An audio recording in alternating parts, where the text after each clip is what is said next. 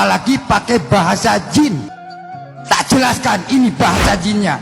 Bismillahirrahmanirrahim. Bazqakin alqaja makalimakum wa yaqaliya wa inna akanya. Kenapa fenomena penceramah seperti ini lebih cepat viral di kalangan masyarakat Indonesia dibandingkan fenomena penceramah lain yang ajarannya sesuai dengan ajaran Islam yang sebenarnya? Media sosial kini telah menjadi bagian yang tidak bisa dipisahkan dari kehidupan manusia. Media sosial telah menjadi saluran yang memiliki pengaruh yang sangat besar dan kuat terhadap kehidupan di masyarakat. Tak terkecuali kepada para dai dan juga penceramah yang ingin menyampaikan ceramah-ceramahnya kepada para jamaahnya. Fenomena ini melahirkan sebuah hal yang baru, yaitu viralitas para dai. Viralitas para dai ini tak selalu berujung kepada hal yang positif, bisa jadi berujung kepada hal-hal yang berkonotasi negatif. Hal ini dikarenakan isi ceramah yang disampaikan oleh si penceramah tersebut mengandung banyak pro dan kontra di kalangan masyarakat, sehingga melahirkan sebuah kontroversi di kalangan masyarakat. Salah satunya adalah Mama Gufron. Apa perlu panggil lagi malaikat trompet? Pengen dipanggil lagi malaikat trompet. Diajak musyawarah sama Gufron. Assalamualaikum qali innar rahmatan seluruh malaikat qali innar rahmatan Gufron.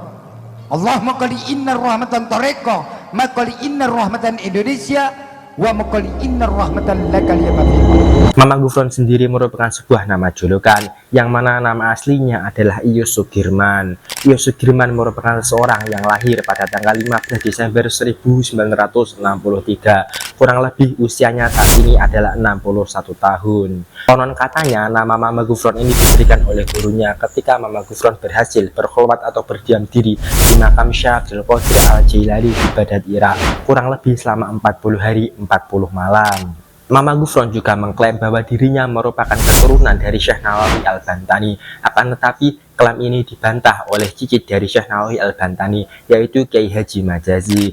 Berdasarkan surat yang dirilis oleh beliau mengatakan bahwasannya Mama Gufron bukan merupakan keturunan dari Syekh Nawawi Al-Bantani. Sebenarnya Mama Gufron telah viral beberapa bulan terakhir ini. Hal itu dikarenakan karena isi ceramahnya yang mengandung kontroversi, dan isi ceramah tersebut sudah ditanggapi oleh banyak pihak. Salah satu pihak yang menanggapinya adalah MUI atau Majelis Ulama Indonesia. Kami di Majelis Ulama Indonesia setelah mengamati perkembangan di media tentang Mama Gufron yang banyak cerita-cerita menurut saya kurang tepat dan tidak benar. Oleh karena itu Majelis Ulama mengatakan banyak hal yang tidak sesuai dengan ajaran-ajaran Islam.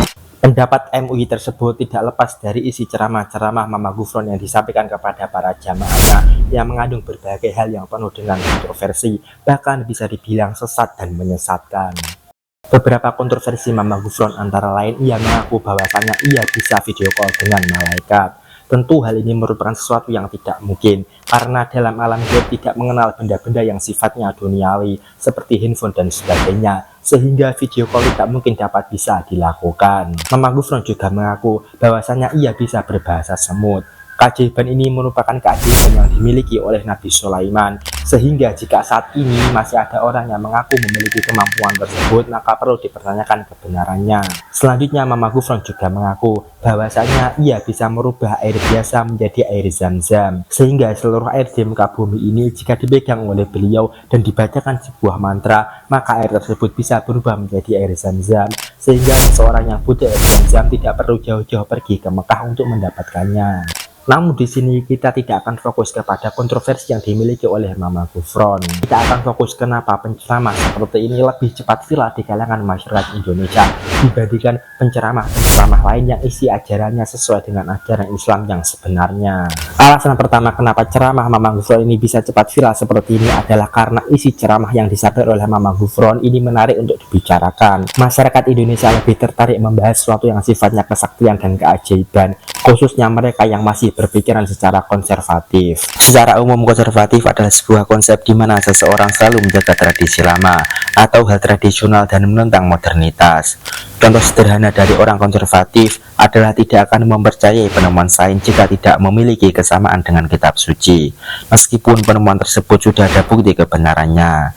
Padahal yang salah bukanlah penemuan maupun ayat dalam kitab suci, melainkan pemahamannya yang salah terhadap ayat kitab suci yang tidak dipahami secara kontekstual. Alasan kedua kenapa ceramah Mama Gufron ini bisa cepat viral seperti saat ini adalah karena ia membawakan isu agama. Isu agama merupakan isu yang sangat sensitif di kalangan masyarakat Indonesia. Apalagi jika isu tersebut disampaikan dengan penuh kontroversi, akan banyak sekali pihak yang mengkritiknya, mulai dari perorangan, organisasi, hingga lembaga negara akan ikut serta jika itu berkaitan dengan isu agama. Sebagai contoh adalah kasus Basuki Cahayapurnama atau Ahok.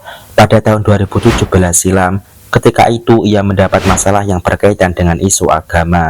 Jadi jangan percaya sama orang, kan bisa aja dalam hati kecil Bapak Ibu nggak bisa pilih saya.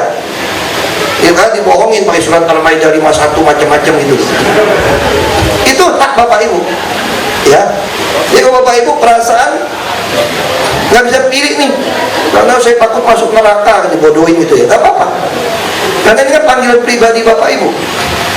Maka tak hayal satu negara turun tangan untuk menghadapi isu tersebut. Bahkan presiden ikut turun tangan untuk mengurangi kegaduhan pada waktu itu. Alasan ketiga kenapa ceramah Mama Gufron ini bisa viral adalah karena ada sisipan hiburan di dalam ceramahnya. Seseorang akan betah mendengarkan ceramah jika di dalamnya ada sebuah unsur hiburan. Melihat kondisi masyarakat yang demikian, para dai atau penceramah memiliki cara tersendiri untuk mengajak para jamaahnya, yaitu dengan cara humor. Humor tersebut harus dalam tanda wajar dan tidak boleh menyalahi ajaran Islam. Sisipan humor tersebut membuat jamaah menjadi betah dan lebih banyak ditonton, bahkan bisa menjadikan para dai atau penceramah tersebut menjadi viral. Itulah dia 3 alasan mengapa Mama Gufron bisa viral seperti saat ini. Alasan pertama, karena menarik untuk dibicarakan, karena membahas suatu keajaiban. Alasan kedua, karena membahas isu agama. Alasan ketiga, karena menjadi sebuah hiburan. Sampai jumpa pada video selanjutnya.